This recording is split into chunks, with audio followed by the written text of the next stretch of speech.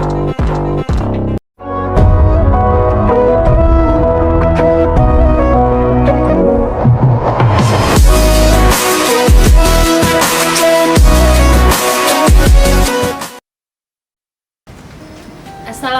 warahmatullahi wabarakatuh. Hai Sobat Tani, jumpa lagi di BPTP Riau Channel bersama saya Reni Astarina. Sobat Tani, tanaman sorghum merupakan tanaman yang multifungsi atau multiguna. Ada beberapa fungsi dari sorghum. Yang pertama adalah sebagai bahan pangan, yang kedua sebagai pakan ternak, dan yang ketiga sebagai bahan bakar. Pada edisi kali ini kita akan membahas tentang pakan ternak. Untuk mengetahui tentang cara pembuatan pakan ternak dari sorghum ini, kita akan berbincang dengan ahlinya, Ibu Yayu Juriati, SPT MSI dari BPTP Riau.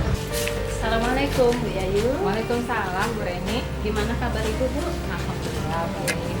Halo sahabat tani sekalian, apa kabar? Sekarang Bu, kita mau buat apa nih Bu? Jadi Bu Reni, kami sedang mempersiapkan untuk pembuatan silase dari berangkasan sorghum. Jadi berangkasan sorghum ini kami dapatkan pada saat panen sorghum. Jadi batangnya kita manfaatkan sebagai pakan ternak. Nah, sementara budirnya bisa dimanfaatkan untuk pangan ya Bu Reni ya. Iya. Jadi untuk komposisinya Bapak Ibu sekalian, ini harus sesuai dengan bahan baku dari berangkasan sorghumnya. Jadi untuk berangkasan sorghum 100 kilo kita menggunakan E4-nya ini sekitar setengah liter. Kemudian setengah liter. Kemudian kita menggunakan dedahnya sekitar 5 kilo.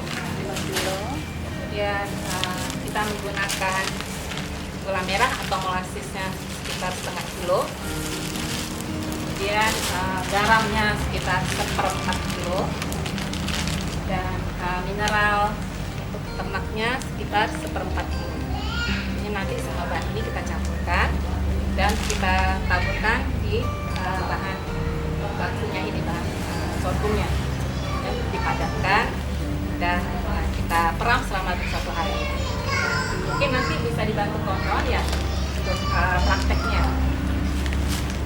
Kita persiapkan dulu gula merahnya untuk dilarutkan dengan air.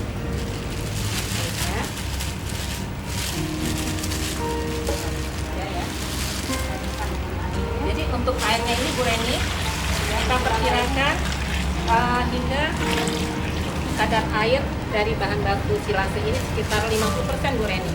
Jadi ini kan agak basah ya, karena agak basah mungkin airnya segini cukup set. Kita masukkan semuanya air. Kita biar cepat hancur, mungkin kita bantu dengan apa ya? Kita akan mencampurkan bahan-bahan untuk pendukung pembuatan silase. Ini sudah dicairkan gula merah dengan air. Kemudian kita tambahkan E4 sebanyak ini karena kita bahannya kurang dari 100 kilo, kita seperempat.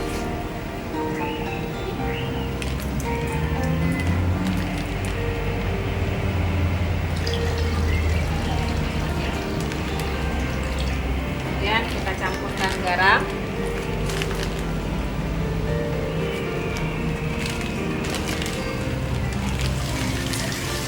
Kita tambahkan mineral. Di sini kita menggunakan mineral finansial dia Bu Reni ya. Kita manfaatkan kandungan mineralnya seperti kalsium, fosfor, pertumbuhan mikroba.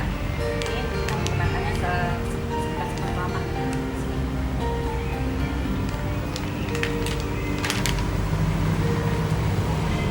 Ini kita sudah mencampurkan semua bahannya ya Bu Reni ya. Jadi sudah tercampur rata, kita aduk rata. Setelah tercampur secara keseluruhan, nanti kita taburkan di seluruh permukaan cacahan berangkasan sorghumnya Bu Reni.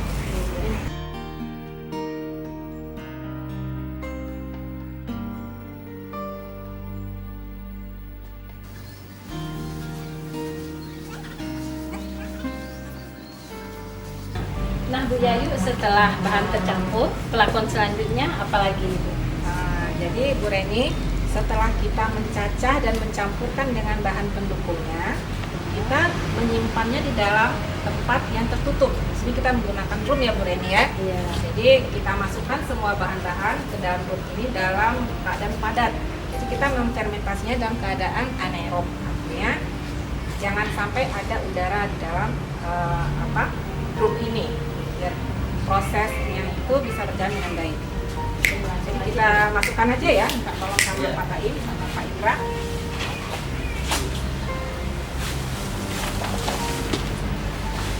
Ini harus padat.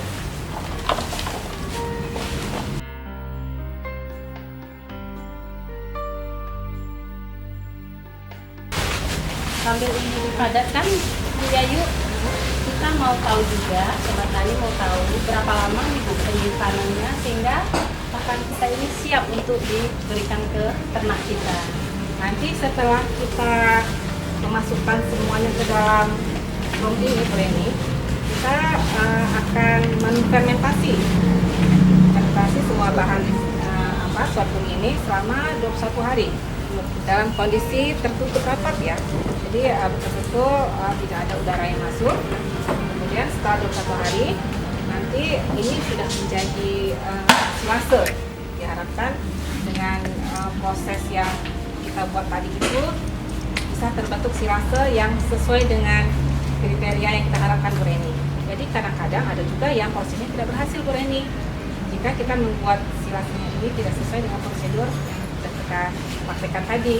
Jadi tanda-tanda silase yang sudah jadi itu, dia akan mengeluarkan aroma yang seperti tapai dengan kisaran pH-nya itu sekitar 4. Kemudian agak sedikit berair. Jadi sebelum diberikan pada ternak, jika setelah selesai proses silase, ini harus kita angin-anginkan dahulu biar dia itu keluar zat-zat yang tidak kita inginkan. Jadi selanjutnya nanti setelah selesai bisa disimpan untuk waktu yang lama, sekitar 3 bulan pakan. Ini Bu Yayu, setelah fermentasi ini 21 hari siap untuk diberikan ke ternak. Dosisnya berapa itu? Jumlah pemberian. Jumlah pemberiannya. Pemberian hijauan silase yang udah kita fermentasi ini pada ternak ini bisa sesuai dengan kebutuhan ternak seperti kita memberikan hijauan biasa Bu Reni. Jadi sekitar 3% dari bobot badan ternak.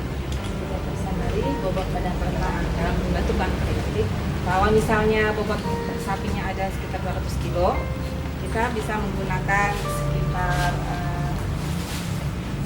16 sekitar 10 sampai 15 kilo. Jadi ini Bu, kalau kita lihat kan di apakah di Riau ini sudah menjadi sudah familiar sudah di peternak kita Bu Yayu. Untuk penggunaan sorghum ini memang masih hal yang baru ya di tempat kita ya Bu Reni ya, karena memang tanaman ini juga belum begitu banyak dikenal oleh masyarakat. Jadi tugas kita lah untuk bisa lebih mensosialisasikan penggunaan sorghum ini untuk kita kembangkan. Jadi selain berguna untuk sebagai sumber bahan pangan, kulirnya kemudian hijauan juga bisa dimanfaatkan sebagai pakan ternak. Selain itu Bu Yayu, kita lihat dari analisis usaha ya Bu ya. Iya. Jadi apapun itu kalau kita peternak pasti lihat keuntungan. Betul. Ini kalau berarti ini salah satu solusi untuk pakan alternatif gitu ya. Iya. Secara ekonomi bagaimana Bu Yayu bisa dijelaskan ke sobat tani kita, terutama peternak di Riau. Ya. Jadi kita menggunakan berangkasan sorghum ini juga sebenarnya untuk meminimalkan biaya produksi ya sobat tani ya. Jadi selama ini mungkin berangkasannya hanya dijadikan sebagai pupuk ya. Jadi dengan menggunakannya sebagai pakan, otomatis kita bisa mengurangi biaya pakan. Biaya pakan ini cukup besar ya dalam suatu usaha tani, biasanya mencapai 70%. Jadi dengan menggunakan berangkasan ini bisa diminimalisir lah sekitar hampir setengahnya Bu Reni.